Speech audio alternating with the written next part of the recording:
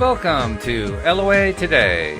Walt Thiessen and life coach Cindie Chavez here. Today is Wednesday, October the 10th, 2018, 4 p.m. Eastern Time, your second daily dose of happy for the day. And we are going to be completing our examination of Neville Goddard's Awakened Imagination. And it's been an interesting journey, to say the least, because that book, when you get past the rather quaint verbiage, the way that it's written, and you decode it with your decoder ring. Thank goodness Cindie has one.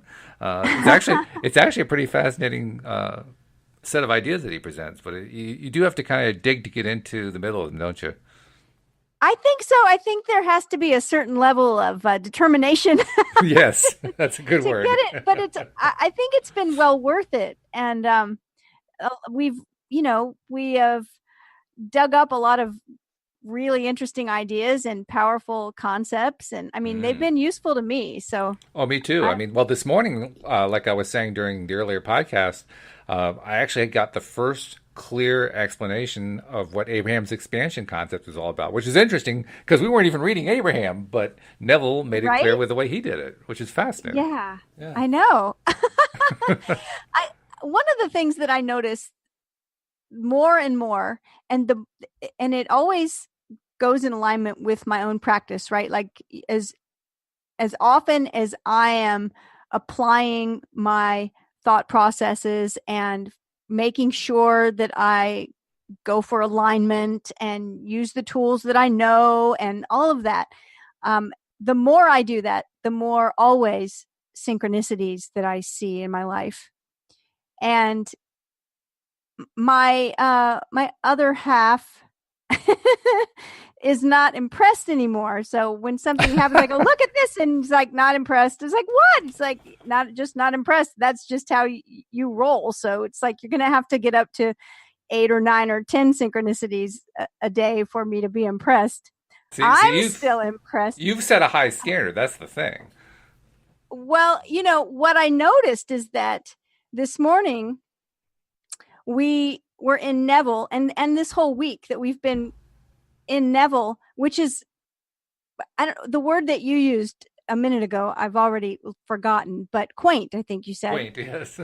And some of the language is like nobody is going to speak like this, and these ideas seem kind of buried under layers of philosophy and poetry and religion and all these things, and we've been excavating them. Yes, good word. and then like this idea with Abraham that seemed so synchronous with what we were talking about, and yet it's the same and yet different.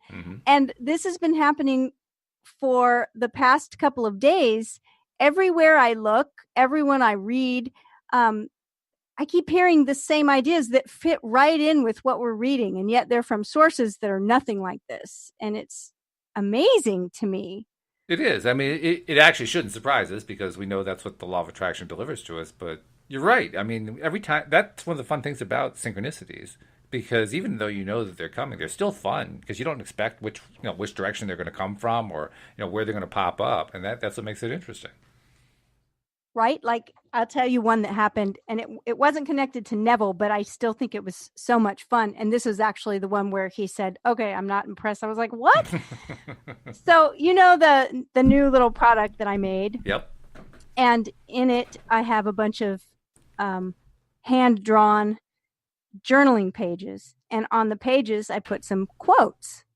And I collect quotes, and someone gave me a book that has 365 quotes. It's like one for every day with a little picture and a quote. And I will admit that I looked at it every day. It was a Christmas present or a Hanukkah present, and I looked at it every day in like January.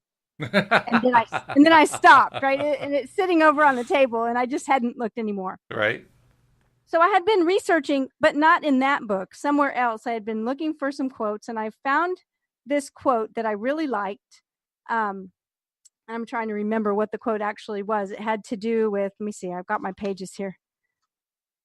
The quote said, "Forgiveness is the key to action and freedom." And I used that quote on one of these drawings that I made. I was sitting at the table surrounded by papers and all this stuff that was helping me, and my pens and my paper, and that book was there because I had brought it out. I was like, maybe I could find some quotes in here. It's a thick book. It's 2 inches thick, right? It's sitting there. But I never picked it up. I found this quote somewhere else, and I just finished hand inking the page with the quote on it.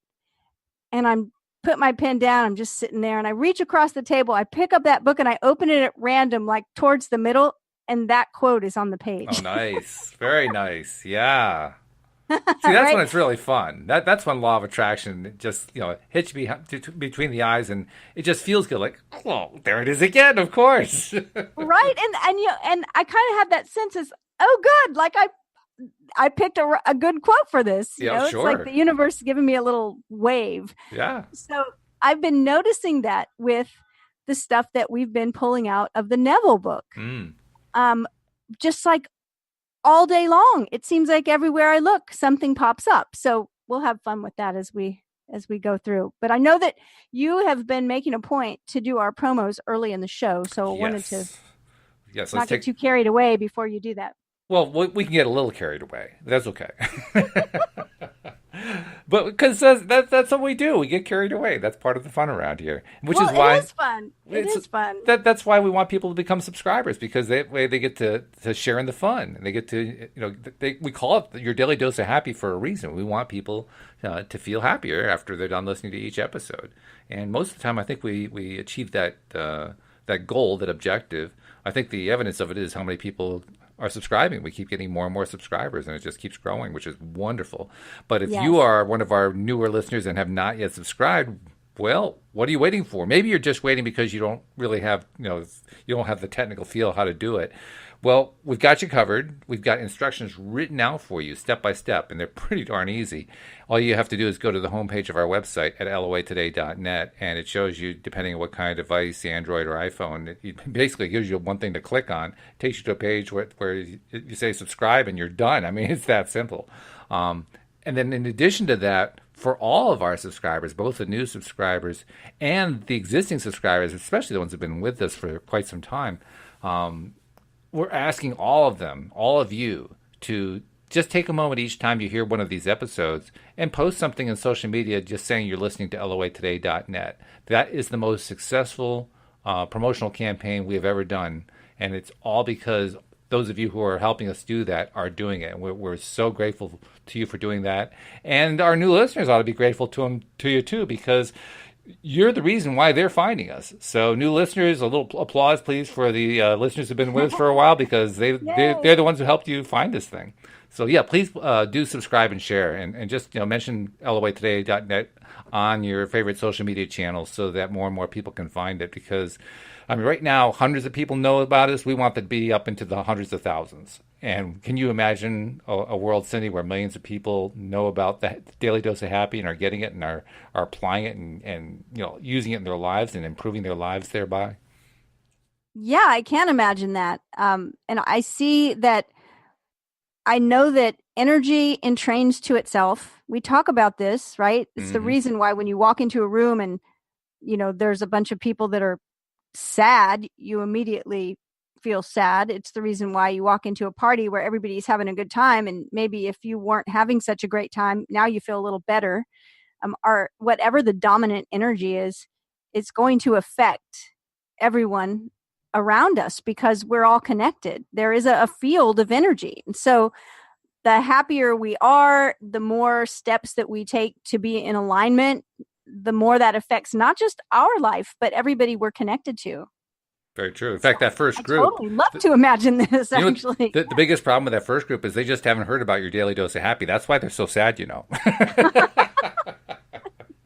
Well, I say this a lot. I feel like I'm the apologist for emotions that don't feel good. But, it's like all of our emotions are valid. And I want to be really careful to always, I think most people know where I stand, that I don't ever want to judge emotions as bad. They're all valid and important. Absolutely. But some of them feel much better than others. And those are definitely the ones that I want to shoot for. So me too. Yeah, actually, I had a direct experience with that today, with exactly what you're talking about. You and I had been talking offline about some stuff that was going on in my life, And to kind of deal with that, I decided to just take a little time out late this morning after the podcast, and just go out to where my favorite place is to walk, and go to one particular place on that walk, because this time of year, mid to late morning, that little section of the walk is just like walking in paradise. I mean, it's shaded, there's a nice breeze, it's scented air, it's a mixture of fall scent and sweet summer scent. There's warmth on your skin, there's wildlife galore. Trees are just, the energy is just pouring out of the trees. I mean, literally, Cindy, at one point, I did a little thing where Mike McEwen, Anne Marie's husband, Anne Marie does the Sunday podcast with me. Mike is a Reiki master and teacher, and he taught me a really simple little routine to do to kind of build up energy in my hands. And I decided on the spur of the moment to just do that and build up some energy, and then went over to one of the plants that was just off the path where I was walking, and just held my hands right within like an inch or two of those leaves. And oh my God, you would not believe how much energy was coming into my arms and into my body.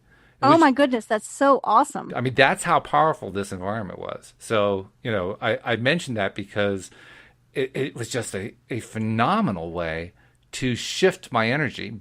And simultaneously, tied into what you were talking about earlier, I was asking myself questions about stuff that was giving me a hard time. I was probing those negative emotions, probing those negative experiences that were going on inside me.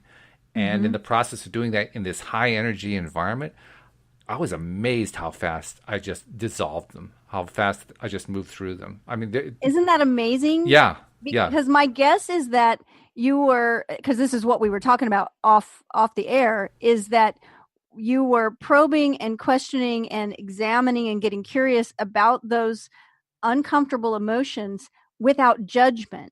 Right.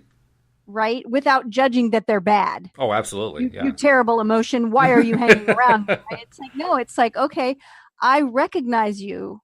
I see you. I'm feeling you. And what is this about? With no judgment. And then to have, plus you were in a beautiful environment with all of that positive energy happening. That's just, what a great experience. And a couple of those so-called negative emotional things had actually embedded in my body. I was feeling actual pain in my abdomen until I started doing that. The pain went away in about 5 minutes. It took 5 minutes of probing for the pain to just disappear completely. And, not just probing, but also redirecting my attention to where I perceive my inner being to be connected to me. I kind of think like, the center of the chest, solar plexus, heart area. And that combination knocked it out in 5 minutes. I couldn't believe how fast that went. That's amazing. It's funny. It's another synchronicity for me to hear you talk about that, because I've had this conversation earlier today, once or twice, about pain in the body being related to something emotional. Oh, really? And that many times when we begin to probe, get curious, recognize, acknowledge, validate the emotion, and with a curiosity that's asking our body and our emotions, like, what are you saying to me? What am I not getting? What do I need to hear? That oftentimes the pain goes away. Mm-hmm. And it's so funny to hear you talk about this, because I know. We haven't talked about this, and I've just been having the conversation with someone else. It really is true. So lots of synchronicities. This morning, when we were going through Neville, and we were talking about the way our right brain gets curious, the way our left brain gets very logical. And you had made a comment about, but what about our heart? And it got me to thinking about Heart Math. Do you know of Heart Math and the work they do? I have heard of it. I really couldn't tell you anything about it. So please enlighten all of us. Well, Heart Math does a lot of like scientific work around heart and brain coherence. And I'm not an expert on it. It's heartmath.org is their website. It's totally worth going over and taking a look. But one thing that I did learn from them is something that I thought about it after the fact and thought I wish I would have shared it with you. And you might know of this already, but it's a very quick technique for when we're in a place where we're experiencing emotions that are uncomfortable, Okay. to bring our brain and heart coherence back. And it's so easy that every time I think about it, it's like I want to do the forehead slap, like, why don't I do this every day? And it's very simple. As a matter of fact, it takes like 60 seconds, and I could just lead us through the Yeah. process right Oh, now. do it. Please do. Absolutely. Okay, so what you do is, it's 2 steps. The first thing is that you bring your attention to the area around your heart, your physical heart in the center of the chest, which you were just talking about. So you Mm-hmm. bring your attention there, and you start to breathe in and out. And you imagine that you're breathing in and out through your heart area. And you breathe just a little slower, maybe than you had been previously, because we're usually either holding our breath or breathing quickly. But so you breathe in and out, and you do this just for a moment until you have a kind of natural rhythm to your breath, just in and out through the heart area. And then you do step 2 while you're doing that. And that is, you think of something that will bring you an elevated emotion. So let's say you think about someone that you really love. You think about something that makes you very happy. Maybe for you, just thinking right now of your experience with the trees and the energy in your hands and that experience. You just think about that as you breathe in and out through the area of your heart. I always like to think of my little puppy who I loved so much and brought me so much joy. Oh, I can't even talk about her without smiling. So I think about that. And that's it. And this brings you back to coherence. And they've actually measured this. As a matter of fact, No they have a kidding. little device you can actually buy Oh, and wow. put your thumb on it, and it will tell you if you're in coherence or not. And Wow. so, yeah. And their work is really, really amazing, showing scientifically how everything is connected, how we're all connected. Beautiful, beautiful work that they do. And so the reason why this is so synchronous to me is that you were talking about this morning in the middle of our Neville, talking about, well, what about our heart? Mm-hmm. And so I thought about this because I've used this with clients before, but it's been a long time since I've thought about it. I thought, I need to go look that up again and start doing that again, because it's very powerful. When I did, I found something by someone who we were talking about this morning, which was Joe Dispenza. Oh, really? And it was a line, it might be in his new book, but Neville Goddard he's a mystic, and he's called a mystic. And when we get past this little section we've been in the book, he tells a story in the short, the search document that is very mystical. It's like a vision he had. It's like, whoa. Okay. So I'm thinking about that. And where do I end up? But Joe Dispenza saying, science is the contemporary language of mysticism. Science demystifies the mystical. And I was like mind blown, because this is just all so connected, right? Oh, yeah. Very much so. And it kind of all started when we were talking about in the beginning of Neville's book, where he talks about assuming the feeling. So that's kind of where we left off at the end of chapter 7. He says, the ideas and moods to which you constantly return define the state with which you are fused. And that really made an impact on me. The ideas and moods to which you constantly return. Because we've talked about pivoting, right? Mm-hmm. Aren't the ideas and moods which we constantly return to are often things we need to pivot from? Exactly. Yeah. Well, then our mind goes back to those things. Yeah. and the ideas and moods are very often so habitual, we don't even recognize that they're habitual until we start trying to be mindful. And then all of a sudden, oh my God, I keep getting pulled back there. Exactly. So he says, therefore, train yourself to occupy more frequently the feeling of your wish fulfilled. This is creative magic. It is the way to work toward fusion with the desired state. If you would assume the feeling of your wish fulfilled more frequently, you would be a master of your fate.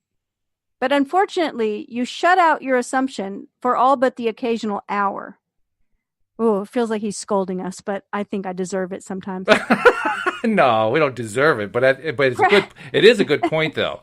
I think it's valid, I guess I should say. Yeah. Practice making real to yourself the feeling of the wish fulfilled.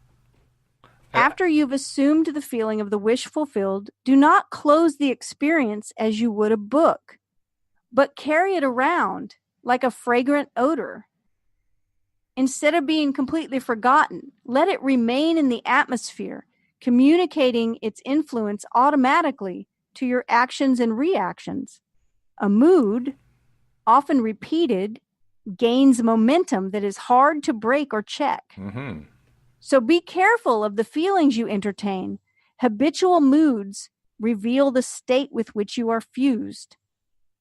It is always possible to pass from thinking of the end you desire to realize to thinking from the end.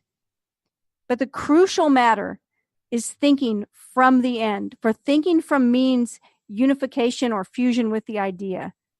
Whereas in thinking of the end, there's always subject and object, the thinking individual and the thing thought. You must imagine yourself into the state of your wish fulfilled. In your love for that state, and in so doing, live and think from it and no more of it. You pass from thinking of to thinking from by centering your imagination in the feeling of the wish fulfilled. All of this talk about the feeling of the wish fulfilled, and it all just connects together with things that I was already looking at for this show today, reminds me of the story that I told you I was trying to find about the story of Joe Dispenza's teenage daughter. Right. So Joe Dispenza was a chiropractor, and he's gotten very much into neuroscience, and he's a big teacher of meditation and taught his children these things. And there's a wonderful story about a manifestation that his teenage daughter created. Do you know the story I'm talking about? I do not know. So tell the story. Okay. So when she was, I guess, about 15, she had wanted to be in a music video, and she had manifested that. And the music video ended up being like a number one, and it was big, huge thing. And so her dad said, he wanted to always teach his kids how to create their reality. And he focused on that. And so he's like, watching her do this. And he said, so, that was a pretty big thing you created. He said, so what do you want to create next? Well, he tells this story that he would take her shopping for clothes, and he would sit in the chair, and she would go in and try things on and come out, and he would go, nope. Okay, yeah, that one's okay. Yeah, nope, that one, I don't know if it was what she was trying on or the price of what she was trying on, but so when he asked her, what do you want to create next? She said, Dad, I want to create an unlimited shopping trip. So he said, okay, well, I'll tell you, this is how you're going to do it. So he told her, every morning, first thing, for her to imagine, to have a meditation, imagining that it's a done deal, that she's had this shopping trip. And I think I heard him say in one story where he told it that he would say, see her in the morning after they'd both gotten up and both done their meditation, said, did you shop today? Like, oh no, well, get in there and do it. It's like you said you wanted to create this. I did my meditation. Now you go do your thing. And so she's doing this every morning. Now, I don't know for how long, but he told her, he said, when you get up from that chair, you cannot be the girl who wants to have a shopping trip. You must be the girl who's had the shopping trip. Mm. And this reminds me so much of Neville, right? He said, no, you can't think of it. You have to think from that place. You have to be that person that's already done it. So she's doing it.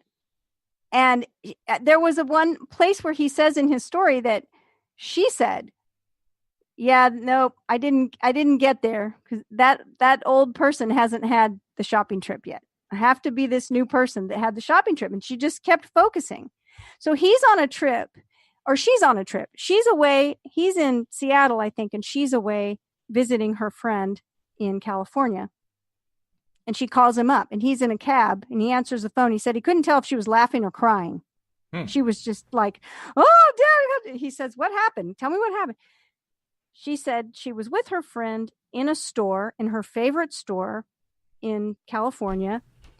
And there was a guy in the store, a man that recognized her friend and said, "Are you," and I can't remember the name, "are you so-and-so's daughter?" And she said, "Yes." And he said, "Your dad has helped me so much in the past 6 months, and I've been trying to figure out a way to repay him.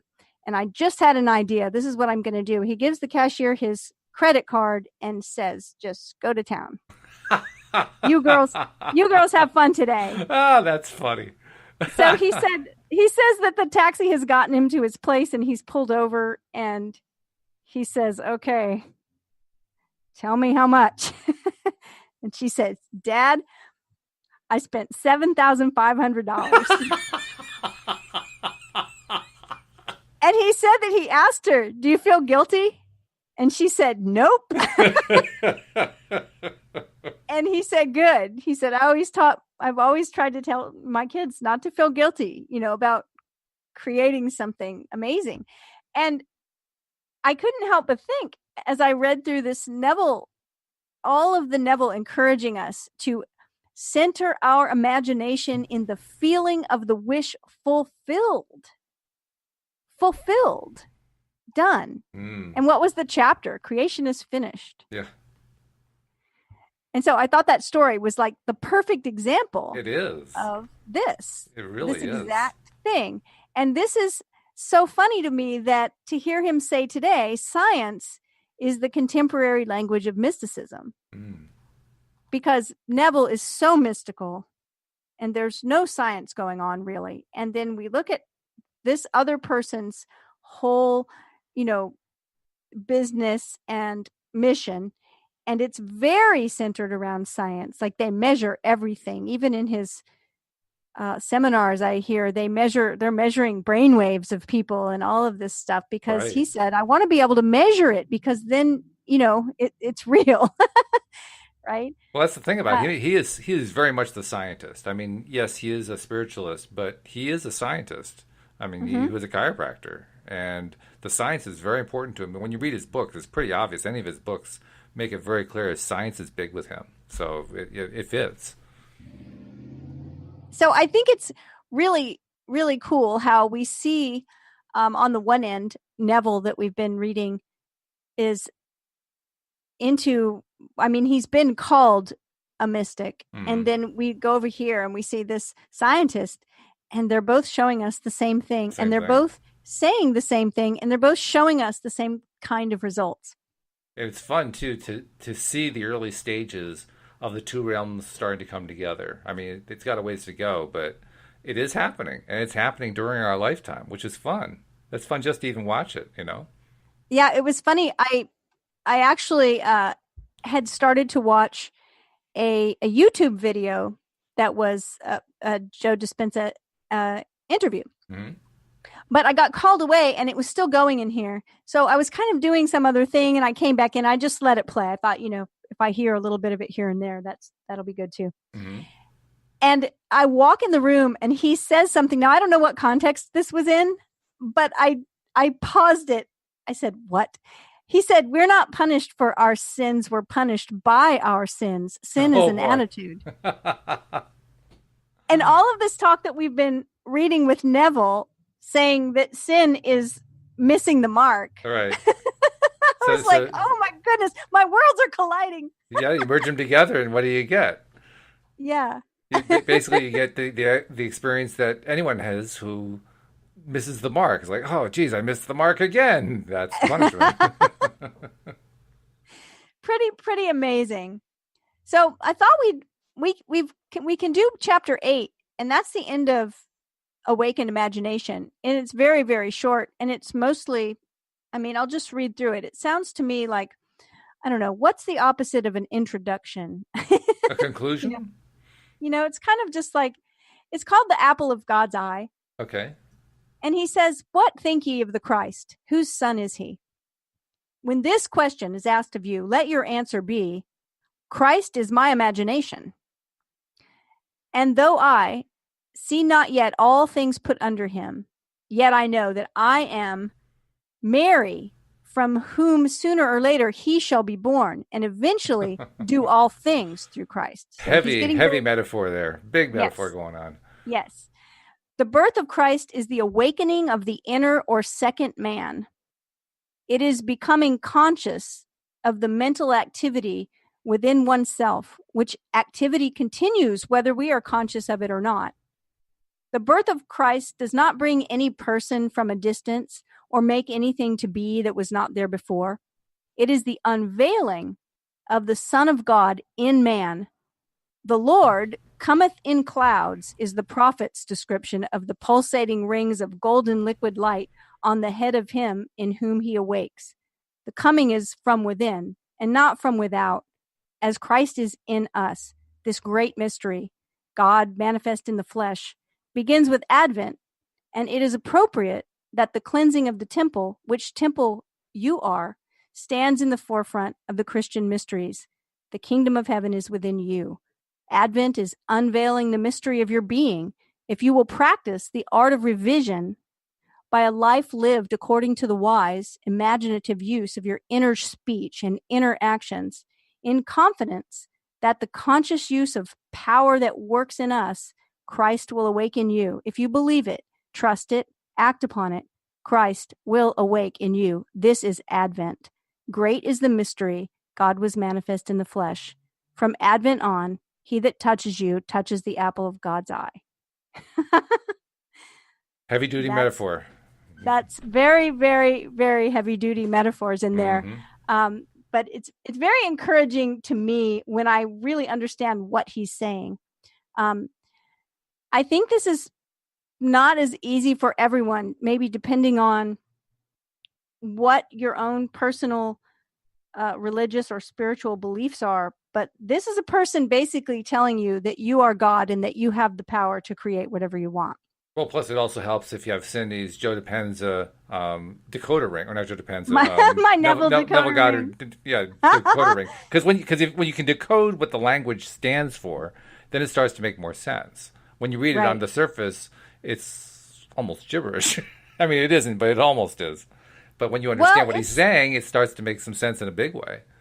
Yeah, it's kind of like, what in the world? And so this book is actually put together with this other, it's not really a book, it's like an essay. We definitely have enough time to read it, but it is very esoteric.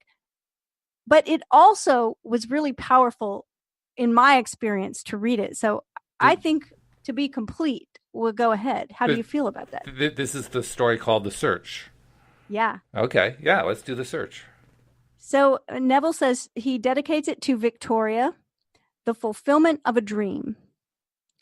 Once in an idle interval at sea, I meditated on the perfect state and wondered what I would be were I of too pure eyes to behold iniquity. If to me all things were pure, and were I without condemnation.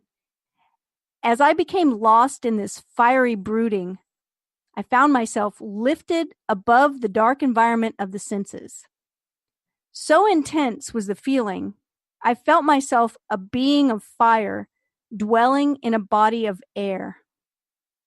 Voices, as from a heavenly chorus, with the exaltation of those who had been conquerors in a conflict with death, were singing, "He is risen, he is risen." And intuitively, I knew they meant me. Wow. Then I seemed to be walking at night. I soon came upon a scene that might have been the ancient pool of Bethesda, for in this place lay a great multitude of impotent folk, blind, halt, withered, waiting not for the moving of the water, as of tradition, but waiting for me. As I came near, without thought or effort on my part, they were, one after the other, molded as by the magician of the beautiful. Eyes, hands, feet, all missing members, were drawn from some invisible reservoir and molded in harmony with that perfection which I felt springing within me. When all were made perfect, the chorus exulted, "It is finished," and then the scene dissolved and I awoke. I know this vision was the result of my intense meditation upon the idea of perfection, for my meditations invariably bring about union with the state contemplated. I had been so completely absorbed within the idea that for a while I had become what I contemplated, and the high purpose with which I had for that moment identified myself drew the companionship of high things and fashioned the vision in harmony with my inner nature. The ideal with which we are united works by association of ideas to awaken 1,000 moods to create a drama in keeping with the central idea. I first discovered this close relationship of moods to vision when I was aged about 7. I became aware of a mysterious life quickening within me like a stormy ocean of frightening might. I always knew when I would be united with this hidden identity, for my senses were expectant on the nights of these visitations, and I knew beyond all doubt that before morning I would be alone with immensity. So I dreaded these visitations, that I would lie awake until my eyes from sheer exhaustion closed.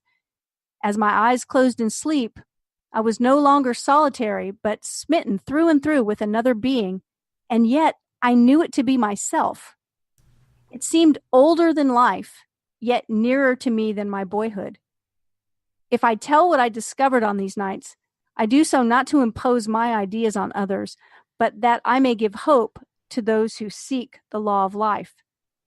I discovered that my expectant mood worked as a magnet to unite me with this greater me, while my fears made it appear as a stormy sea. As a boy, I conceived of this mysterious self as might, and in my union with it, I felt its majesty as a stormy sea which drenched me and then rolled and tossed me as a helpless wave.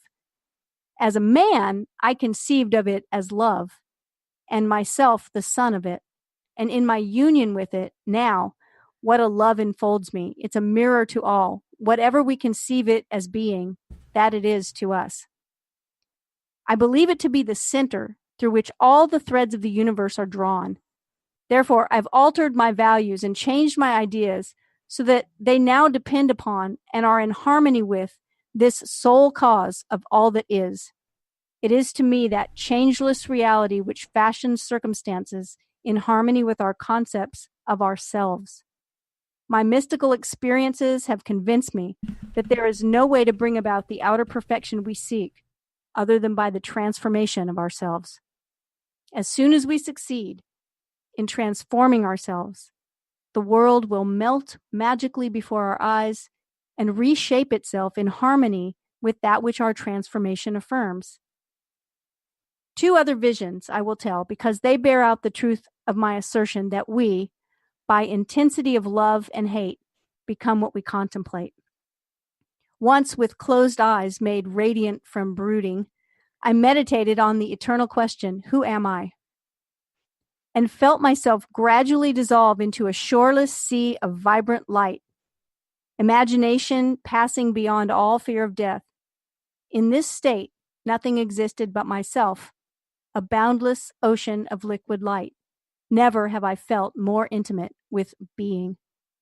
How long this experience lasted, I do not know, but my return to Earth was accompanied by a distinct feeling of crystallizing again into human shape. At another time, I lay on my bed, and with my eyes shut as in sleep, I brooded on the mystery of Buddha. In a little while, the dark caverns of my brain began to grow luminous. I seemed to be surrounded by luminous clouds which emanated from my head as fiery, pulsating rings. I saw nothing but these luminous rings for a time, and then there appeared before my eyes a rock of quartz crystal. While I gazed upon it, the crystal broke into pieces, which invisible hands quickly shaped into the living Buddha, As I looked on this meditative figure, I saw that it was myself. I was the living Buddha which I contemplated. A light like the sun glowed from this living image of myself with increasing intensity until it exploded.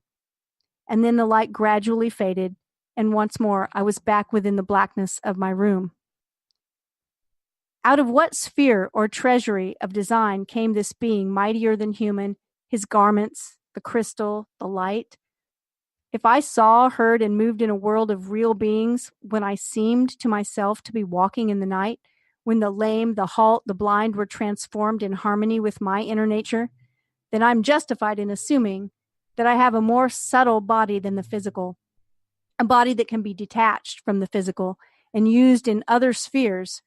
For to see, to hear, to move are functions of an organism, however ethereal. If I brood over the alternative that my psychic experiences were self-begotten fantasy, no less am I moved to wonder at this mightier self who flashes on my mind a drama as real as those I experience when I'm fully awake. On these fiery meditations, I have entered again and again, and I know beyond all doubt that both assumptions are true. Housed within this form of earth is a body attuned to a world of light. And I have, by intense meditation, lifted it as with a magnet through the skull of this dark house of flesh. The first time I awoke the fires within me, I thought my head would explode. There was an intense vibration at the base of my skull, and then sudden oblivion of all. Then I found myself clothed in a garment of light and attached by a silvery, elastic cord to the slumbering body on the bed. So exalted were my feelings, I felt related to the stars. In this garment, I roamed spheres more familiar than Earth, but found that on Earth, conditions were molded in harmony with my nature. Self-begotten fantasy, I hear you say, no more so than the things of Earth. I am an immortal being conceiving myself as man and forming worlds in the likeness and image of my concept of self. What we imagine, that we are. By our imagination, we have created this dream of life, and by our imagination, we will re-enter that eternal world of light, becoming that which we were before we imagined the world. In the divine economy, nothing is lost. We cannot lose anything save by descent from the sphere where the thing has its natural life. There is no transforming power in death. And whether we are here or there, we fashion the world that surrounds us by the intensity of our imagination and feeling, and we illuminate or darken our lives by the concepts we hold of ourselves. Nothing is more important to us than our conception of ourselves, and especially is this true of our concept of the deep, hidden one within us. Those that help or hinder us, whether they know it or not, are the servants of that law which shapes outward circumstances in harmony with our inner nature. It is our conception of ourselves which frees or constrains us, though it may use material agencies to achieve its purpose. Because life molds the outer world to reflect the inner arrangement of our minds, there's no way of bringing about the outer perfection we seek other than by the transformation of ourselves. No help cometh from without. The hills to which we lift our eyes are those of an inner range. It is thus to our own consciousness that we must turn to as the only reality, the only foundation on which all phenomena can be explained. We can rely absolutely on the justice of this law to give us only that which is the nature of ourselves. To attempt to change the world before we change our concept of ourselves is to struggle against the nature of things. There can be no outer change until there is first an inner change. As within, so without. I am not advocating philosophical indifference when I suggest that we should imagine ourselves as already that which we want to be, living in a mental atmosphere of greatness, rather than using physical means and arguments to bring about the desired change.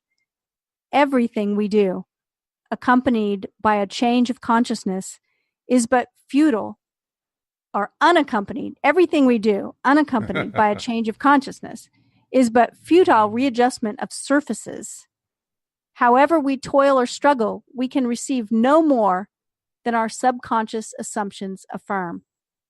To protest against anything which happens to us is to protest against the law of our being and our rulership over our own destiny. The circumstances of my life are too closely related to my conception of myself not to have been launched by my own spirit from some magical storehouse of my being.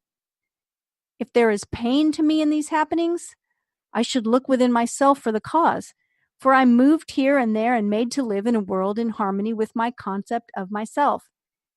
Intense meditation brings about a union with the state contemplated. And during this union, we see visions, have experiences, and behave in keeping with our change of consciousness. This shows us that a transformation of consciousness will result in a change of environment and behavior. However, our ordinary alterations of consciousness as we pass from one state to another are not transformations because each of them is so rapidly succeeded by another in the reverse direction. But whenever one state grows so stable as to definitely expel its rivals, then that central habitual state defines the character and is a true transformation. To say that we are transformed means that ideas previously peripheral in our consciousness now take a central place and form the habitual center of our energy. All wars prove that violent emotions are extremely potent in precipitating a mental rearrangements. Every great conflict has been followed by an era of materialism and greed in which the ideals for which the conflict ostensibly was waged are submerged. This is inevitable because war evokes hate, which impels a descent in consciousness from the plane of the ideal to the level where the conflict is waged. If we would become as emotionally aroused over our ideals as we become over our dislikes, we would ascend to the plane of our ideals as easily as we now descend to the level of our hates. Love and hate have a magical transforming power, and we grow through their exercise into the likeness of what we contemplate. By intensity of hatred, we create in ourselves the character we imagine in our enemies. Qualities die for want of attention, so the unlovely states might best be rubbed out by imagining beauty for ashes and joy for mourning, rather than by direct attacks on the state from which we would be free. Whatsoever things are lovely and of good report, think on these things, for we become that with which we are in rapport. There's nothing to change but our concept of self. Humanity is a single being in spite of its many forms and faces, and there is in it only such seeming separation as we find in our own being when we are dreaming. The pictures and circumstances we see in dreams are creations of our own imagination and have no existence save in ourselves. The same is true of the pictures and circumstances we see in this dream of life. They reveal our concepts of ourselves. As soon as we succeed in transforming self, our world will dissolve and reshape itself in harmony with that which our change affirms. The universe we study with such care is a dream, and we the dreamers of the dream, eternal dreamers, dreaming non-eternal dreams. One day, like Nebuchadnezzar, we shall awaken from the dream, from the nightmare in which we fought with demons, to find that we never really left our eternal home, that we were never born, and have never died, save in our dream. Very metaphorical, very heavy stuff, and very much in keeping and in similar vibration, if you will, with what we're taught by quantum physicists. I mean, right? That's it's amazing. It's both at the same time. And I'm reading on the screen, so I don't have things highlighted, but as I was going through, a couple of things that were really standing out to me that now I hope I can find. I'm curious if there was something specific that stood out to you. Well, there were a lot of things, but there was one phrase I did highlight because I was looking at the screen like you, and so I highlighted one line with my mouse so I could keep it because I just wanted to add one little thing to it. It says, "No help cometh from without." I just wanted to add, except from LOA today. But other than that. Well, what I thought was interesting, I'm looking for it quickly. I wonder if I can do, let's see. There we go. There is a scripture that is from the Psalms, I believe, that says, I lift my eyes to the hills from which cometh my help. And he does not quote that scripture, but he says, no help cometh from without. The hills to which we lift our eyes are those of an inner range. Mm. And I thought, oh, I see what you did there. There's also one other thing that stands out in this, and it stands out because whoever posted this information from Neville on this website that we've been reading from the website Awakened Imagination and the Search.org. Mm-hmm. Whoever put this page together 3 times used a little background color to highlight the same phrase, and that phrase is inner nature. So twice it's in yellow, once it's in orange. Very clearly, the person who posted this said, inner nature, that's the key concept. Well, what's interesting is that I'm looking at the same text as you are, and I don't see any highlighting anywhere. Really? Mm-mm. Well, that's interesting. So maybe the universe is giving you a nudge. I don't know. No, I don't see it. Inner nature. Okay, now this is weird. I just refreshed the page. It went away. The thing I think is so wonderful is that about this vision, and it is very mystical, but like you said, so many things in here are the things that we're now being proved to us by science. Yes. And that, I think, is pretty amazing. Well, you were talking earlier about what was the name of the website or the institute or whatever it was? Heart Math. Heart Math, right? Yeah, Heart Math. HeartMath. Heartmath.org, I guess it was. Yes. Right. Yeah. So that Heart Math Institute, basically reaffirming the superiority and superior importance of what's within. That the connectivity between the heart and the mind is, in their minds, in their presentation, indisputable, and is essential to understanding the nature of man. Yeah, where he talks about as a boy how these visions felt frightening to him. Mm-hmm. And then he says, as a man, I conceived of it as love. And it made me smile because, like I told you, I've been looking and reading Joe Dispenza, and I hear him talking about this same thing. In other words, saying that the further he gets into this work, the further he gets into the work of discovering scientifically, like measuring, brain waves and measuring heartbeats and like all the things that they're correlating, that his concept of love, of everything being connected and connected in a field of love, is what keeps standing out. It's what I keep hearing. And then I see Neville say, by intensity of love. Right. And so and the heart math. Right. He says, Neville says, love and hate have a magical transforming power. Yeah. In fact, he actually says something that is a reaffirmation of what Abraham says. Where is it? If there is pain to me in these happenings, I should look within myself for the cause. Right. And we talked about that earlier, right? Mm-hmm. About so often when our body, I believe that our higher, wiser self uses our body and our emotions to speak to us. That's the language that it uses. And so, or at least part of it, some of us hear phrases or have visions, or, there's lots of different ways we can get a message from our inner, higher, wiser self. But our emotions are a big way that happens. That's like the bulk of Abraham's teachings. Right. Is that we need to pay attention to our emotional GPS. Yes, exactly. And so when Neville says love and hate, because those are very extreme, I think of those two words as being extreme. And we know that the more powerful our emotions are, the more effect they have on whatever is we're creating.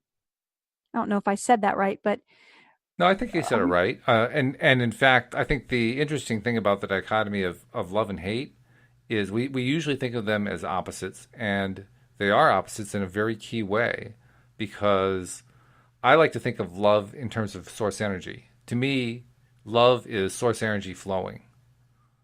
So if love is source energy flowing, then hate is source energy stopped up and not moving anywhere, just it's like blocked out resistant. entirely, completely 100% resisted. So it I truly can is an see that. opposite. Yeah. And it's interesting that you were talking about earlier that you when you were telling the story about your walk, you mentioned that uh, the place in your body where you perceive your higher self or your wiser self or your inner being, I think you might have said inner being, is around the area of your heart and your solar plexus. Hmm. And I think that's exactly what we keep seeing here is all these things being connected with love, with us being connected with our inner self and our thought life having the power to create. And then even to the science part with heart math, Yeah. talking about our actual heart, our actual beating heart, Hmm. right? Having something to do with all of this. It makes sense, really. I mean, for the longest time, I didn't know that I even had any kind of, we'll call them spiritual connection, and didn't didn't believe in it, didn't recognize it or anything. But when I started to buy into some of these ideas, particularly through what Abraham teaches, I I was looking kind of where inside is this going on, and I realized that spot, that place at the heart, solar plexus, the middle of the chest area, that Right. spot is where I had also always associated that I felt there was something there, and I kind of thought it was just the heart, something like that. But that's when I began to realize, no, that's where my connection is. And when I realized that's where my connection is, then yeah, all this stuff fits together now because I have that physical sensation, that feeling of the connection being right in that spot of my body. And then I hear all these things, everything from like heart math to Neville to Abraham to everybody else, all connecting the same thing together. It just Yeah. hangs. It hangs together perfectly. And it's funny as well as that's where I generally, if I have to describe where I feel resistance, I feel it there. Do you really? Yeah. Mm-hmm. That's And so, interesting. yeah, I feel it in the same spot, like a tightening or a constriction of that area. So I'm sure there are a lot of things that play into all of this, right? Mm. It's very complex and layered, but the easy part and the non-complicated part to remember is that if we will assume the feeling of the wish fulfilled, we're on the way. And that is the phrase that you first brought to me and brought to us, assuming the feeling of the wish fulfilled. And I remember the first time that you said it, it made total sense because I could tell that's just pure law of attraction right there. How Yeah. do you become a deliberate creator? You assume the feeling of the wish fulfilled. So, yeah, thanks for bringing Neville to us. Thanks for guiding us through this book because I'm not sure I could have done it myself. What Your knowledge of your previous experience with him and your knowledge of Neville and of the other religious traditions that you've studied and so forth really came to the fore because you cleared some stuff up that I would have said, "What?"